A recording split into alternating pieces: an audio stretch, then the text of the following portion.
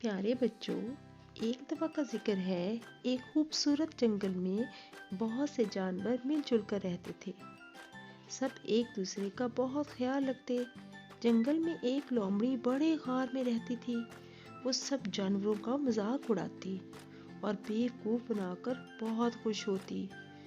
एक दिन सब परिंदे नदी के किनारे मौसम का मज़ा ले रहे थे।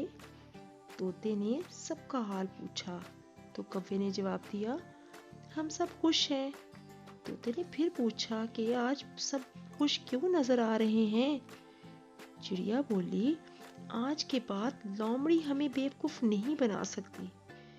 ये बात तो सभी जान गए हैं कि लोमड़ी का पसंदीदा मशगला दूसरों को सिर्फ बेवकूफ बनाना है। तोते ने कहा, अब लोमड़ी है कहाँ?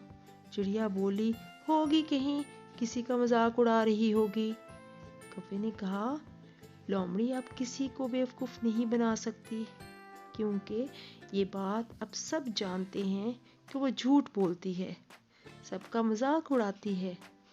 सबको ये बात बहुत बुरी लगती है। दूसरी तरफ लोमड़ी गार से निकली और बोली, आज तो मौसम बहुत अच्छा है, मगर मैं किसको बेवकूफ बना सकती हूँ, क्योंकि सभी बेवकूफ बन चुके हैं और मेरी बात पर कोई यकीन नहीं करता। लोमड़ी सोचते हुए आगे बढ़ी कि आज किसको बेवकूफ बनाया जाए। तो उसे एक सार्स नजर आया जो नदी के किनारे सैर कर रहा था। तो दिल में सोचने लगी कि ये जंगल में नया नया आया है, मैं इसे आसानी से बेवकूफ बना सकती हूँ। लोमड़ी बोली, सार्स भाई, क्या तुम जंगल में नए आए हो? सार्स ने कहा, तुमने सही पहचाना, मैं जंगल में नया ही आया हूँ और जंगल में किसी को नहीं जानता। पहली मुलाकात आपसे ही हुई है। लोमड़ी बोली, कोई बात नहीं, तुम आहिस्ता आहिस्ता सबको जानने लगोगी। मैं तुम्हें इस जंगल में खुशामदीद कहती हूँ। सार्स बोला, शुक्रिया, क्या हम दोनों दोस्त बन सकते हैं? लोमड़ी खुशी खुशी उछली, हाँ हाँ, क्यों नहीं, आज से हम दोनों बहुत अच्छे दोस्त हैं। कल तुम मेरे घर आना, मैं तुम्हारी दावत करूंगी। सार्स ने कहा, मैं कल जरूर आऊंगा। लोमड़ी सार्स को दावत देने के बाद वहां से चली जाती है और खुश होती है कि मैंने आज सार्स को बेवकूफ बना ही लिया। इतने में एक नन्ही चिड़िया उड़ती हुई सार्स के पास पहुंची और बोली, लगता है कि तुम इस जंगल में नए आए हो। सार्स ने कहा, जी बिल्कुल ठीक कह रही हैं। चिड़िया बोली, तो जंगल कैसा लगा? सार्स ने कहा, अभी अभी मेरी दोस्ती लोमड़ी से हुई है।